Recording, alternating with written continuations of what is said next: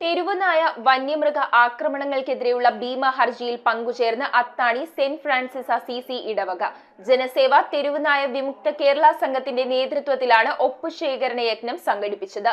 ഇടവക കൂട്ടായ്മ ഒന്നടങ്കം പങ്കെടുത്ത ഒപ്പുശേഖരണ യജ്ഞം വികാരി ഫാദർ ജോർജ് വിധേയത്തിൽ ഉദ്ഘാടനം ചെയ്തു.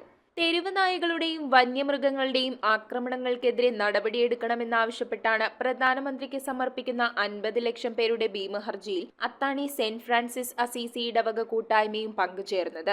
ജനസേവ തെരുവുനായ വിമുക്ത കേരള സംഘത്തിന്റെ നേതൃത്വത്തിലാണ് ഒപ്പുശേഖരണ യജ്ഞം സംഘടിപ്പിച്ചത്. വികാരി ഫാദർ ജോർജ് വിധേയത്തിൽ അത്താണി ഇടവകയിലെ ഒപ്പുശേഖരണ യജ്ഞം ഉദ്ഘാടനം ചെയ്തു.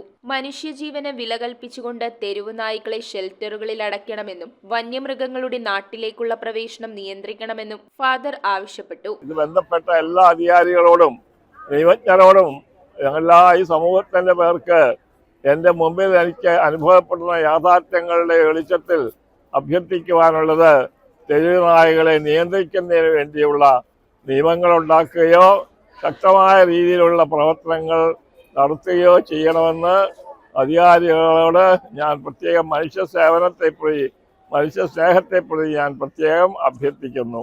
റെസിഡന്റ് പ്രീസ്റ്റ് വർഗീസ് അസിൻ തൈപ്പറമ്പിലിന്റെ അധ്യക്ഷതയിൽ കൂടിയ യോഗത്തിൽ ജനസേവ തെരുവുനായ വിമുക്ത കേരള സംഘം ചെയർമാൻ ജോസ് മാവേലി ആമുഖ പ്രഭാഷണം നടത്തി. തെരുവുനായ വിമുക്ത ഭാരതം എന്നൊരു വലിയ ലക്ഷ്യത്തിനു വേണ്ടി ഞങ്ങളിപ്പോൾ 50 ലക്ഷം പേരുടെ ഒപ്പുശേഖരണമായി മുന്നോട്ട് പോവുകയാണ്. ജനങ്ങളെല്ലാവരും ഇപ്പോൾ എല്ലാ സ്ഥലത്തും തന്നെ ഭയങ്കര സ്വീകരണമാണ് ഞങ്ങൾക്കുള്ളത്.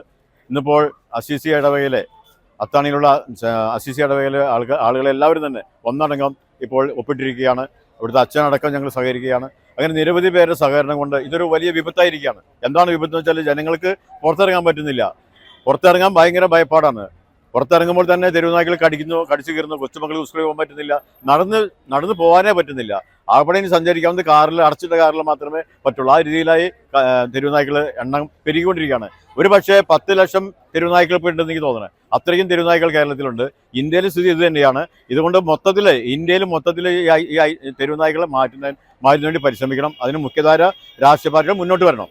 ഭരണകർത്താക്കൾ മുന്നോട്ട് വരണം. വരും ദിവസങ്ങളിൽ കേരളത്തിലെ വിവിധ തലങ്ങളിലെ ജനങ്ങളെ ഉൾപ്പെടുത്തി 50 ലക്ഷം പേരുടെ ഒപ്പ് സമാഹരിച്ച് ഭീമ ഹർജിയാക്കി പ്രധാനമന്ത്രിക്ക് സമർപ്പിക്കാനാണ് പദ്ധതിയെന്നും എറണാകുളം അങ്കമാലി അതിരൂപതയിലെ എല്ലാ പള്ളികളും മറ്റ് മതസ്ഥാപനങ്ങളും ഈ മഹായജ്ഞത്തിൽ പങ്കെടുക്കാൻ സന്നദ്ധത പ്രകടിപ്പിച്ചിട്ടുണ്ടെന്നും ജോസ് മാവേലി പറഞ്ഞു. പള്ളി ട്രസ്റ്റിമാരായ Peter Palelil, Rajesh Mathew, parish council vice chairman Jose Kudiyirippil, sister Reesa, sister Reena, sister Michelle, Joshy Varghese, Jose KA. തുടങ്ങിയവർ നേതൃത്വം നൽകി. News bureau, Aluva.